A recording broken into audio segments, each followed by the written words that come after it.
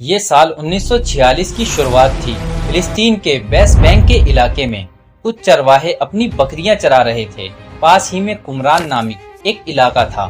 چرواہوں نے وقت گزارنے کے لیے آس پاس پتھر پھینکنے شروع کر دیے۔ ان میں سے ایک پتھر پاس میں موجود ایک گفا میں چلا گیا، جہاں سے ایک تیز آواز آئی جیسے گفا کے اندر کچھ ٹوٹ گیا ہو۔ چرواہے گفا کے اندر گئے تو انہیں بہت پرانے کچھ مٹی کے برتن ملے، جن کے اندر کچھ اسکرپٹ اور تحریریں لکھی ہوئی تھی جو چمڑے اور کاغذوں پر تھیں۔ آس پاس کے علاقوں میں جب کھوج بین کی گئی تو وہاں 9 تختیاں اور ملی، جنہیں آج کے زمانے میں بک آف اینوک کہا جاتا ہے۔ یہ کتاب انسانوں کی تاریخ کی بالکل عجیب اور الگ ہی کہانی بیان کرتی ہے۔ اس کتاب میں طوفان نوح تک کی انسانی تاریخ لکھی ہوئی ہے۔ اس کتاب میں ایک خاص طرح کی مخلوق کا ذکر ہے۔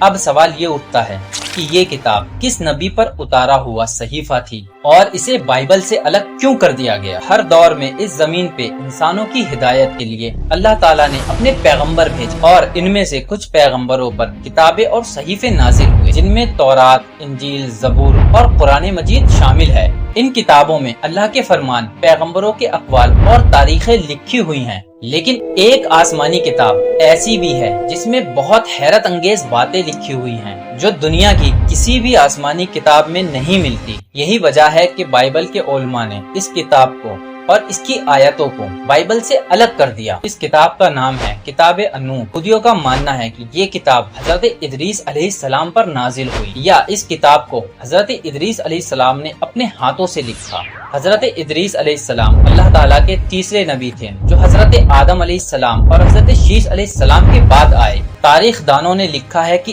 آپ کی پیدائش مصر کے علاقے میں ہوئی۔ حضرت ادریس علیہ السلام یادر کے بیٹے تھے جو حضرت آدم علیہ السلام کی 7ویں نسل سے تھے اور حضرت شیش علیہ السلام کے پردادا تھے۔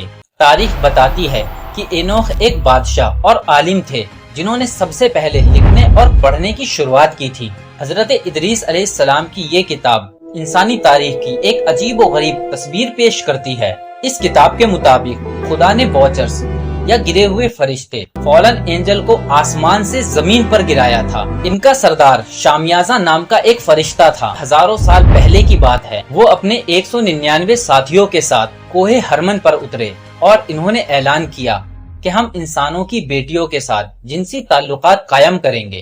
یہ واچرز دراصل خدا کے فرشتے تھے جنہیں انسانوں کی نگرانی کے لیے بھیجا گیا تھا، لیکن وقت کے ساتھ یہ زمین پہ رہنے والی عورتوں کے عشق میں پڑ گئے اور ان سے تعلقات بنائے، جس کے نتیجے میں نیفلم پیدا ہوئے جو ایک عجیب اور بہت طاقتور مخلوق تھی۔ یہ بڑے ہی لمبے چوڑے اور ہنسک تھے۔ انہوں نے زمین پر تباہی مچائی اور انسان کو مار کر کھانا شروع کر دیا، یہاں تک کہ جانور اور پرندے بھی ان سے محفوظ نہ رہ سکے۔ حضرت ادریس علیہ السلام کو انہی مخلوق کی ہدایت کے لیے بھیجا گیا تھا، لیکن انہوں نے آپ کی بات نہیں مانی۔ کتاب انوح میں بتایا گیا ہے کہ ان گرے ہوئے فرشتوں نے انسانوں کو فساد اور تباہی والے علم سکھائے۔ عزازیل نے انسانوں کو تلوار، خنجر اور ہتھیار بنانے سکھائے۔ اس نے عورتوں کو زیور پہننا اور آنکھوں کو سنوارنا سکھایا۔ شامیازہ نے جادو سکھایا اور امروز نے ستاروں کا علم دیا۔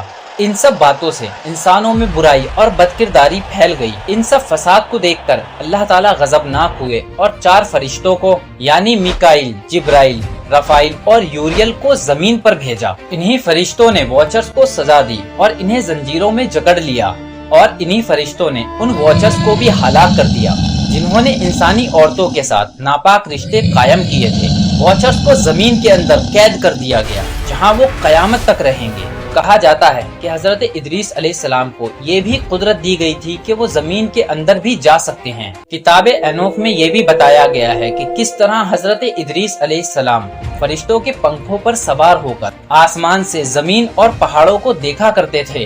انوح یعنی حضرت ادریس علیہ السلام کی گزارش پہ اللہ تعالیٰ نے یہ فیصلہ کیا کہ زمین پر ایک سیلاب یعنی طوفان آئے گا، جس سے تمام نیفلم ختم کر دیے جائیں گے اور زمین کو ان کے وجود سے پاک کر دیا جائے گا۔ حضرت ادریس علیہ السلام کے پوتے حضرت نوح علیہ السلام کے زمانے میں یہ عذاب آیا، جن میں تمام نیفلم کو ہلاک کر دیا۔ حضرت نوح علیہ السلام جن انسانوں اور پاک مخلوق کو اپنی کشتی میں سوار کر کے لے گئے، بس وہی باقی بچے جن سے دوبارہ دنیا میں انسانوں کی شروعات ہوئی۔ اب سوال یہ اٹھتا ہے کہ فالن اینجل جو اللہ کے فرشتے تھے وہ نافرمانی کیسے کر سکتے ہیں، جبکہ اسلام کے مطابق فرشتے نافرمانی نہیں کر سکتے۔ دراصل یہودیت اور نصرانیت کے مطابق فرشتے بھی نافرمانی کر سکتے ہیں، جو کہ ایک باطل عقیدہ ہے اور اس کا اسلام سے کوئی بھی تعلق نہیں۔ لہٰذا یہ گمان کیا جاتا ہے کہ یہ فالن اینجل فرشتے نہیں بلکہ جن تھے، جنہیں نافرمانی کرنے کی وجہ سے زمین پر گرا دیا گیا تھا، اور بعد میں ان کتابوں میں انہیں فرشتوں کے روپ سے پیش کر دیا گیا،